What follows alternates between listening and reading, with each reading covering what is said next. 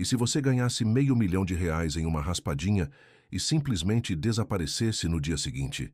A pergunta que assombrou Campinas por mais de 2 décadas começou em uma terça-feira comum de março de 1998. Rogério de Almeida Tavares tinha 42 anos. Cabelos grisalhos nas têmporas e mãos calejadas de quem trabalhava há 15 anos como mecânico na oficina do bairro Jardim Chapadão. Casado com Marisa há 18 anos, pai de 2 filhos adolescentes, Rogério seguia a rotina de sempre. Acordava às 5h30, tomava café preto sem açúcar e caminhava 10 quarteirões até o trabalho. Naquela manhã, porém, algo mudou. No caminho para a oficina, Rogério parou na banca do seu Antônio, como fazia toda semana, e comprou 3 raspadinhas da Mega Sena instantânea.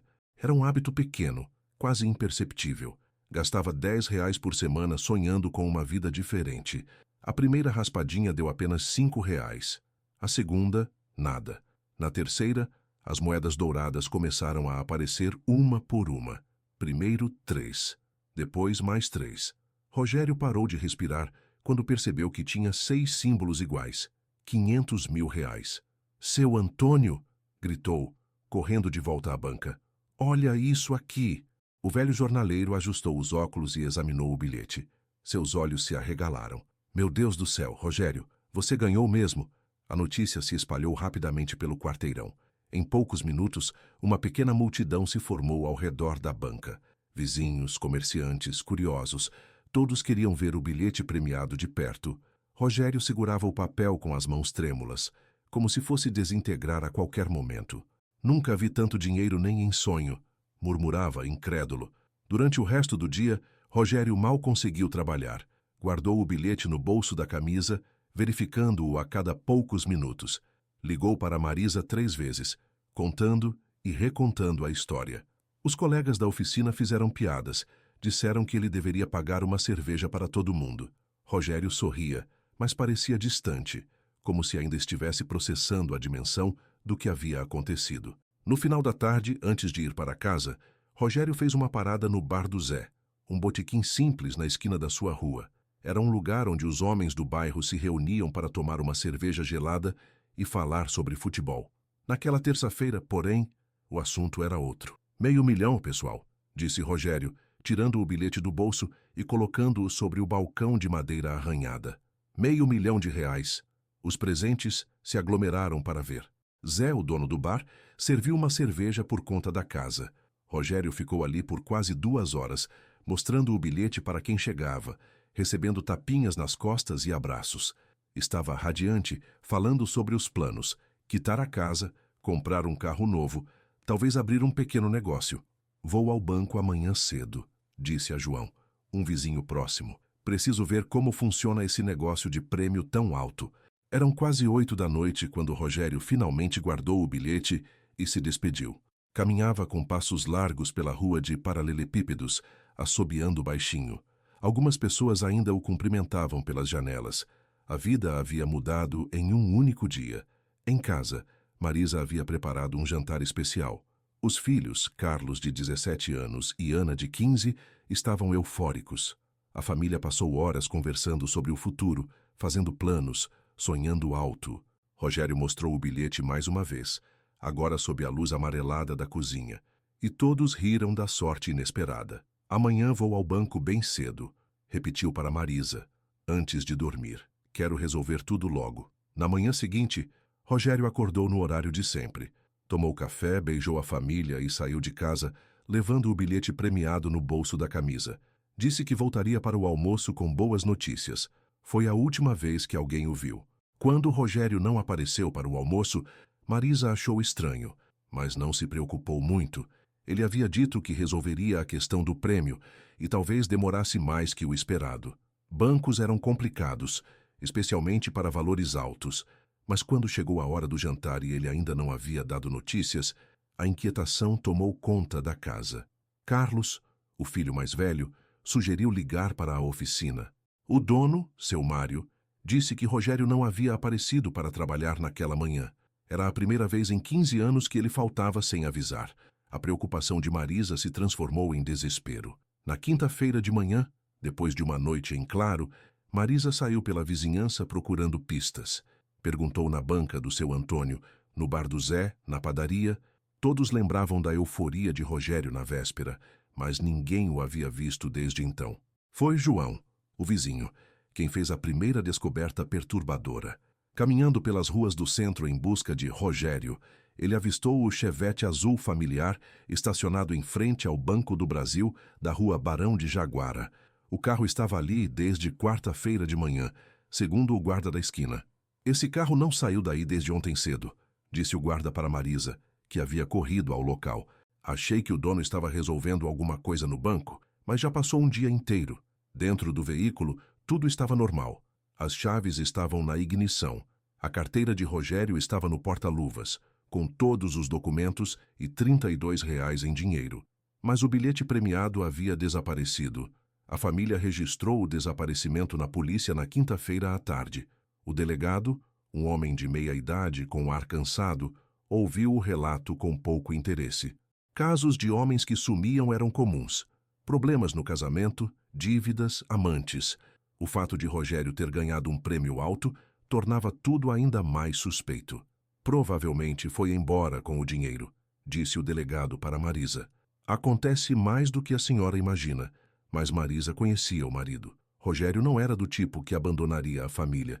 Era um homem simples, trabalhador, que falava em construir um futuro melhor para todos. A explicação do delegado não fazia sentido. A investigação oficial foi superficial.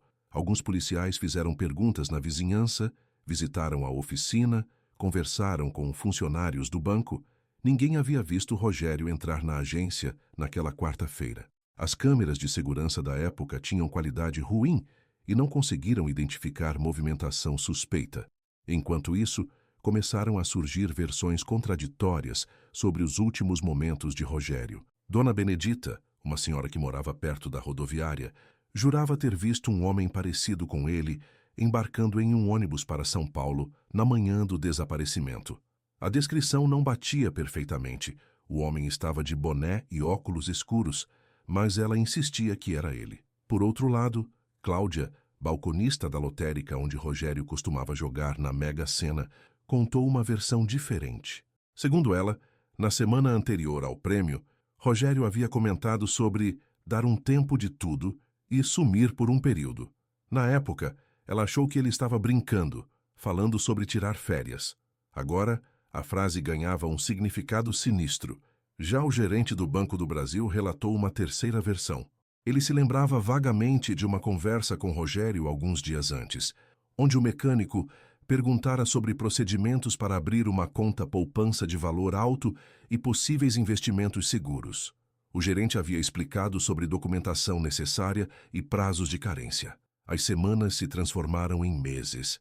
Marisa emagreceu 15 quilos. Os cabelos começaram a embranquecer precocemente. Carlos abandonou os estudos para trabalhar e ajudar em casa. Ana se tornou uma adolescente fechada, que chorava escondida no quarto. A comunidade do Jardim Chapadão se dividiu entre os que acreditavam que Rogério havia fugido com o dinheiro e os que suspeitavam de algo mais sombrio. O bar do Zé se tornou palco de teorias conspiratórias. Alguns diziam que ele havia sido vítima de sequestro. Outros apostavam em golpe de pessoas próximas que sabiam do prêmio. Havia quem comentasse sobre dívidas secretas com agiotas. Um ano após o desaparecimento, surgiram os primeiros boatos sobre telefonemas. Marisa recebeu 3 ligações, onde a pessoa do outro lado respirava pesadamente e desligava. Em uma ocasião, ela teve certeza de ter ouvido alguém sussurrando "Marisa", antes da linha cair. Mas quando tentou rastrear as chamadas, descobriu que vinham de orelhões diferentes da cidade. Os filhos também relataram experiências estranhas. Carlos disse que uma vez viu um homem parecido com o pai, observando-o de longe quando saía da escola. Ana jurou que recebeu um telefonema de um homem que perguntou se ela era filha do Rogério da Raspadinha e riu antes de desligar. A polícia investigou esses relatos, mas nunca conseguiu confirmar nada. Os telefonemas pararam tão repentinamente quanto começaram. Em 2001, 3 anos após o desaparecimento, Marisa contratou um detetive particular. Gastou suas economias para pagar a investigação, mas os resultados foram decepcionantes. O detetive confirmou que Rogério não havia sacado o prêmio da raspadinha. O bilhete nunca foi apresentado na Caixa Econômica Federal. Isso reforçou a tese de crime, mas não trouxe pistas concretas sobre seu paradeiro. O tempo foi apagando as esperanças. Marisa parou de atender telefonemas de desconhecidos, parou de correr atrás de rumores e possíveis pistas. A vida seguiu em câmera lenta, marcada pela ausência que ecoava em cada canto da casa. O quarto de Rogério permaneceu intocado por anos, com suas roupas ainda penduradas no guarda-roupa e seus chinelos ao pé da cama. Em 2005, Carlos se casou. Ana se formou em enfermagem. A família cresceu, mas o vazio permaneceu. Nas reuniões de domingo, sempre havia uma cadeira vazia à mesa, e ninguém ousava ocupá-la. O caso de Rogério de Almeida Tavares se tornou uma lenda urbana em Campinas. Pais usavam sua história para ensinar os filhos sobre não contar dinheiro na rua. Comerciantes comentavam sobre a maldição dos jogos. Jornais locais publicavam matérias anuais lembrando o mistério. Mas em todas essas versões, uma pergunta permanecia sem resposta. Onde estava Rogério? E o que havia acontecido com o bilhete que mudaria sua vida para sempre? Em abril de 2021, 23 anos após o desaparecimento de Rogério, algo inesperado aconteceu no Banco do Brasil, da Rua Barão de Jaguara, o mesmo local onde seu carro havia sido encontrado décadas antes. A agência estava passando por uma reforma completa. Paredes antigas eram derrubadas, sistemas de segurança modernizados e todo o layout interno repensado para a era digital. Durante os trabalhos, os funcionários se depararam com um problema. Dezenas de cofres antigos que não eram acessados há anos estavam ocupando espaço valioso. Regina Moura, gerente administrativa da agência, recebeu a tarefa de localizar os proprietários dos cofres inativos. A lista era extensa. Muitos clientes haviam morrido, mudado de cidade ou simplesmente esquecido que possuíam o serviço. O protocolo bancário exigia tentar contato por 2 anos antes de proceder com a abertura legal. Em maio de 2023, após esgotar todas as possibilidades de contato, Regina recebeu autorização judicial para abrir os cofres abandonados. Era um processo tedioso, realizado na presença de testemunhas e com documentação rigorosa de tudo que fosse encontrado. O cofre número 247 estava registrado em nome de Rogério de Almeida Tavares desde abril de 1998. Regina não fazia ideia da história por trás daquele nome. Para ela, era apenas mais um cliente inadimplente que havia desaparecido sem deixar rastros.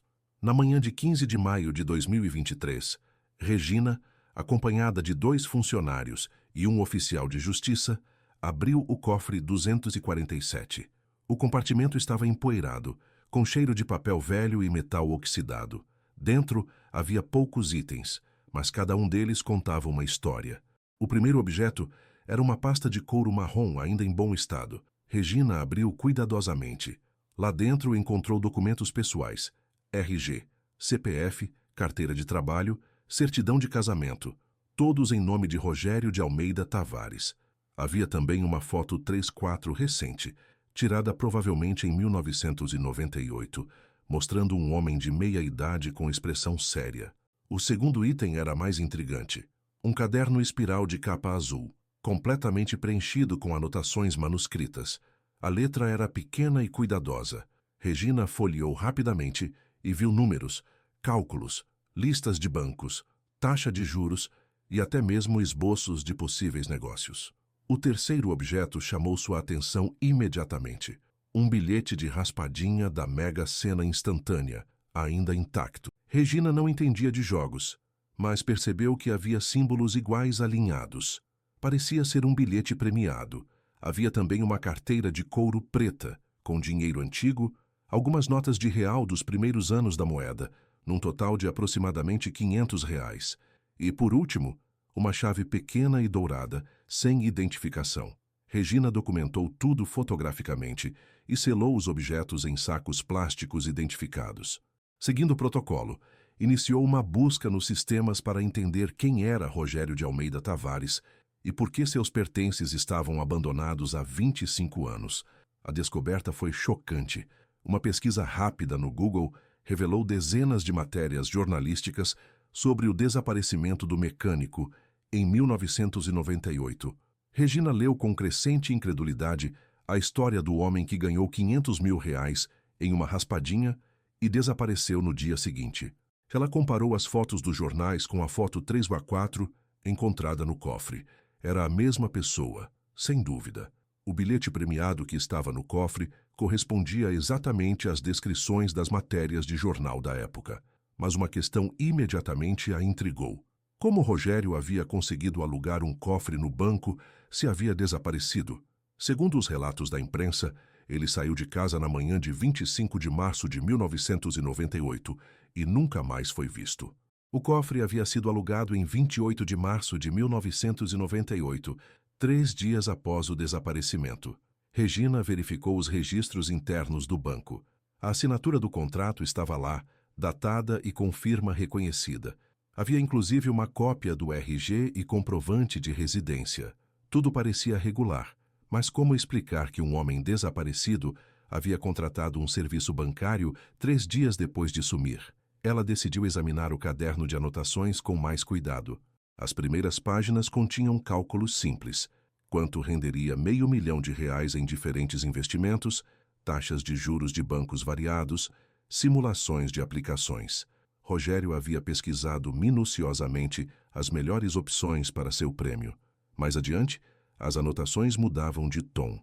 Havia listas de cidades brasileiras: Florianópolis, Salvador, Recife, Manaus. Ao lado de cada cidade, números que pareciam custos de vida, preços de imóveis, despesas mensais. Em uma página, uma frase chamou a atenção de Regina: recomeçar longe é possível, mas e a família?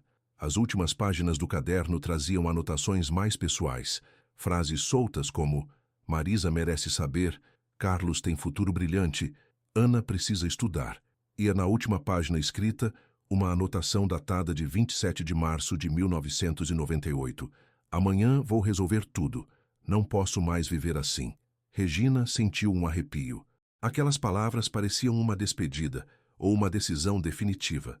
Ela continuou procurando pistas e encontrou, grudado na contracapa do caderno, um pequeno mapa desenhado à mão. Mostrava um trajeto desde o centro de Campinas até uma área rural nos arredores da cidade. No final do trajeto, um X marcado com força. A chave dourada encontrada no cofre não tinha identificação, mas Regina suspeitou que pudesse abrir algo importante. Talvez um outro compartimento, uma gaveta, ou até mesmo outro cofre em algum lugar. Diante da descoberta extraordinária, Regina entrou em contato com a Polícia Civil. O delegado que assumiu o caso, Dr. dos Marcelo Santos, ficou tão surpreso quanto ela. Era raro encontrar evidências tão bem preservadas de um caso tão antigo. Este caderno muda completamente nossa compreensão do desaparecimento, disse o delegado, examinando as anotações. Rogério não desapareceu impulsivamente. Ele planejou tudo. A notícia da descoberta vazou para a imprensa local. Repórteres começaram a ligar para Regina, mas ela foi orientada a não dar declarações até que a investigação fosse reaberta oficialmente. Em casa, Marisa de Almeida Tavares, agora com 68 anos e viúva há décadas, ela nunca se casou novamente, considerando-se ainda esposa de Rogério, recebeu uma ligação que mudaria sua vida novamente. Do outro lado da linha, Dr. Marcelo Santos explicou cuidadosamente sobre a descoberta no cofre bancário. Marisa ouviu em silêncio, com lágrimas escorrendo pelo rosto. Após 25 anos, finalmente havia pistas concretas sobre o que acontecera com seu marido. Mas essas pistas traziam mais perguntas do que respostas. Por que Rogério havia alugado um cofre depois de desaparecer? O que significava o mapa desenhado no caderno? E, principalmente, onde ele estava agora? A família de Rogério se reuniu pela primeira vez em anos para discutir a descoberta. Carlos, agora um homem de 42 anos, a mesma idade que o pai tinha ao desaparecer, observou a ironia cruel do destino. Ana, enfermeira especializada, analisou as anotações com olhar técnico e notou sinais de estresse na caligrafia de Rogério. Ele estava sob pressão, concluiu Ana. A letra fica mais apertada no final do caderno, como se estivesse com medo ou ansioso. A pergunta que todos faziam era: onde o mapa encontrado no caderno levaria? E o que a chave dourada abriria? Em breve, essas respostas começariam a aparecer. Dr. Marcelo Santos tomou uma decisão que mudaria o rumo de toda a investigação.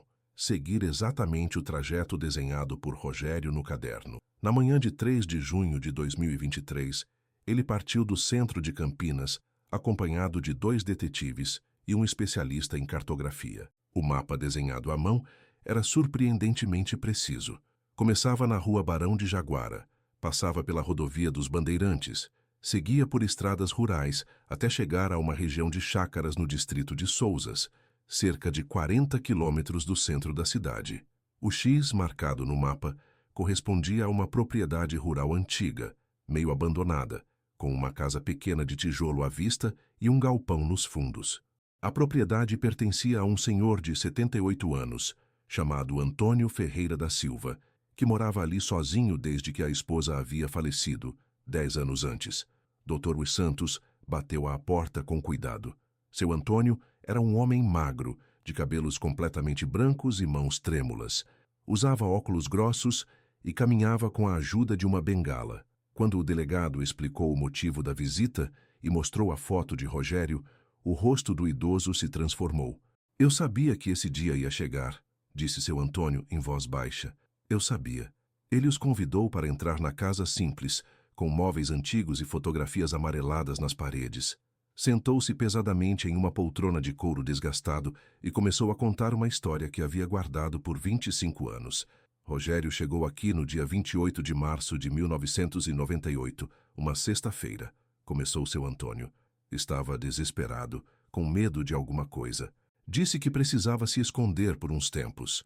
O delegado gravou tudo. Segundo o depoimento do idoso, Rogério havia aparecido em sua propriedade carregando uma mochila e pedindo abrigo. Ofereceu pagar hospedagem, mas seu Antônio, que vivia sozinho, aceitou a companhia sem cobrar nada. Ele ficou aqui no galpão dos fundos, continuou seu Antônio. Arrumei um colchão, uma mesa, um fogão pequeno. Ele disse que era temporário, só até as coisas se acalmarem. Doutor Santos perguntou sobre o prêmio da raspadinha. Seu Antônio confirmou que Rogério havia mostrado o bilhete premiado, mas parecia mais preocupado do que feliz. Ele falava que o dinheiro tinha trazido problemas, disse o idoso, que tinha gente interessada no prêmio e que ele não sabia em quem confiar. Durante 3 semanas, Rogério viveu no galpão. Saía apenas para resolver assuntos na cidade. Foi quando alugou o cofre no banco e depositou seus documentos. Telefonava de orelhões, sempre nervoso, sempre olhando por cima do ombro. Uma vez eu perguntei por que ele não voltava para casa, lembrou seu Antônio. Ele disse que tinha medo de que alguém machucasse a família dele por causa do dinheiro. A revelação explicava muita coisa. Rogério não havia abandonado a família por ganância. Ele havia se afastado para protegê-los de alguma ameaça relacionada ao prêmio. Mas o que aconteceu depois? Perguntou o Dr. Santos. Por que ele não voltou? Seu Antônio ficou em silêncio por alguns segundos, como se reunisse coragem para continuar. No dia 18 de abril de 1998, disse finalmente, chegaram 2 homens aqui. Disseram que eram da Caixa Econômica, que tinham informações sobre o bilhete premiado. Rogério conversou com eles no galpão por mais de 1 hora. O delegado sentiu que estavam chegando ao núcleo da história. Depois da conversa, Rogério veio até mim, continuou seu Antônio. Estava diferente, mais calmo, mas também mais triste. Disse que tinha resolvido tudo, que ia poder voltar para casa, mas que antes precisava fazer uma última viagem. Segundo o depoimento, Rogério partiu com os 2 homens naquela tarde de abril de 1998.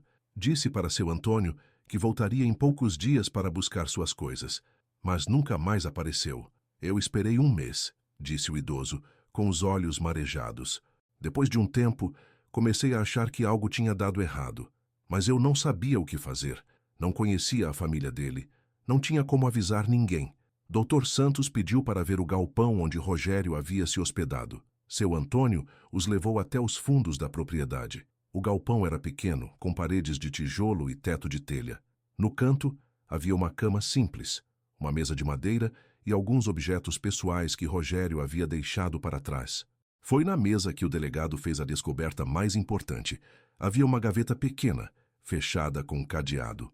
Dr. Santos Mostrou a chave dourada encontrada no cofre do banco. Ela encaixou perfeitamente. Dentro da gaveta, encontraram uma carta. Era dirigida à família de Rogério e datada de 17 de abril de 1998, um dia antes de sua partida definitiva. Minha querida Marisa, meu Carlos, minha Ana, se vocês estão lendo esta carta, significa que algo deu errado com meu plano. Eu queria explicar tudo pessoalmente, mas talvez não seja possível. Quando ganhei a raspadinha, pensei que nossa vida tinha mudado para melhor, mas no mesmo dia, começaram a aparecer pessoas interessadas no prêmio. Gente que sabia detalhes que só eu deveria saber. Gente que fazia perguntas sobre vocês, sobre onde morávamos, sobre os horários dos meninos na escola. Fiquei com medo, não do dinheiro, mas de que alguém pudesse machucar vocês por causa dele. Por isso resolvi sumir por um tempo, até descobrir quem eram essas pessoas e o que queriam. Agora descobri que eram funcionários desonestos da própria Caixa Econômica. Eles tinham um esquema, identificavam ganhadores de prêmios altos e ofereciam ajuda para sacar o dinheiro sem pagar impostos. Na verdade, era um golpe. Eles ficavam com a maior parte do prêmio e ameaçavam as famílias se alguém denunciasse. Consegui evidências do esquema. Gravei conversas, anotei nomes, juntei provas. Amanhã vou entregar tudo para a Polícia Federal e finalmente poderei voltar para casa. Se algo acontecer comigo, por favor, saibam que eu amo vocês mais que tudo e que tudo que fiz foi para proteger nossa família. O bilhete premiado está no cofre do banco. O número é 247. Um dia vocês poderão usar esse dinheiro para ter a vida que sempre sonhamos. Com todo o meu amor, Rogério. A carta explicava tudo. Rogério não havia desaparecido voluntariamente nem abandonado a família. Ele havia sido vítima de um esquema criminoso envolvendo funcionários da própria Caixa Econômica Federal. Dr. Santos imediatamente entrou em contato com a Polícia Federal.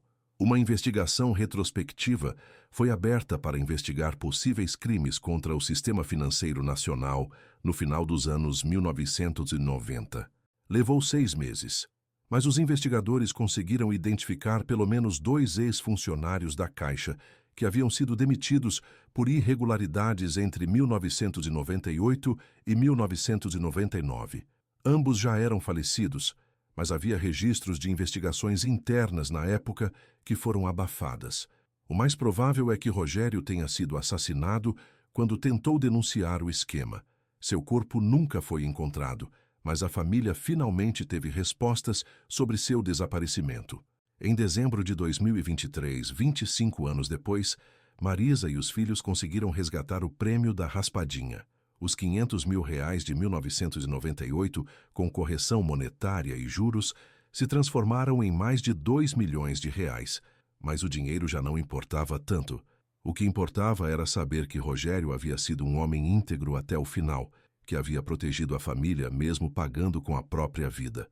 Na última semana de 2023, a família inaugurou o Instituto Rogério de Almeida Tavares, uma organização que oferece assistência jurídica gratuita para famílias de pessoas desaparecidas. O dinheiro do prêmio finalmente havia encontrado seu propósito. Carlos, agora pai de 2 filhos, ensina aos pequenos sobre o avô que eles nunca conheceram, um homem simples que preferiu morrer a entregar criminosos à própria família. Ana usa sua experiência como enfermeira para apoiar parentes de desaparecidos, oferecendo suporte emocional nos momentos mais difíceis. Marisa, aos 70 anos, ainda guarda a foto de casamento na cabeceira da cama. Ela nunca soube ao certo onde Rogério está enterrado, mas plantou um ipê amarelo no quintal de casa. Todo mês de março, quando a árvore floresce, ela se senta embaixo da sombra e conta para as flores sobre os netos que ele não pôde conhecer. Seu Antônio morreu em paz no início de 2024, sabendo que havia ajudado a família a descobrir a verdade. Em seus últimos dias, repetia que Rogério era um homem de bem que fez a coisa certa. O bar do Zé ainda existe no Jardim Chapadão. Na parede, uma foto de Rogério segurando o bilhete premiado lembra todos os frequentadores de que nem sempre a sorte é uma bênção e que algumas vitórias custam mais caro do que se pode imaginar. A história de Rogério de Almeida Tavares se tornou um caso estudado em academias de polícia e universidades, não apenas pelo mistério que envolveu seu desaparecimento, mas pela lição que deixou a homens dispostos a perder tudo para não perder aquilo que realmente importa. Hoje, quando alguém ganha na loteria em Campinas, os amigos fazem a mesma brincadeira, cuidado para não virar outro Rogério. Mas aqueles que conhecem a história completa sabem que ser como Rogério não é uma maldição. É um exemplo de coragem, amor e integridade que atravessou 2 décadas para chegar até nós. O bilhete premiado que mudou uma vida e destruiu outra está agora emoldurado no instituto que leva seu nome. Não como símbolo de sorte, mas como lembrança de que, às vezes, proteger quem amamos vale mais que R$500 mil. Vale mais que qualquer prêmio do mundo. Em março de 2024, exatos 26 anos após o desaparecimento, a Polícia Federal finalmente conseguiu localizar documentos que comprovavam a existência do esquema criminoso denunciado por Rogério. Entre os papéis encontrados em um arquivo abandonado da Caixa Econômica, estava uma lista com nomes de pelo menos 15 pessoas que haviam sido vítimas do mesmo golpe entre 1997 e 1999. O nome de Rogério de Almeida Tavares estava no topo da lista, com uma anotação à caneta: resolvido a FMS, abril 98. As iniciais correspondiam aos 2 ex-funcionários já falecidos que haviam sido identificados na investigação. A descoberta trouxe um alívio amargo para a família. Finalmente tinham a certeza absoluta de que Rogério havia sido assassinado por tentar fazer a coisa certa. Mas também confirmou que ele não morreu em vão.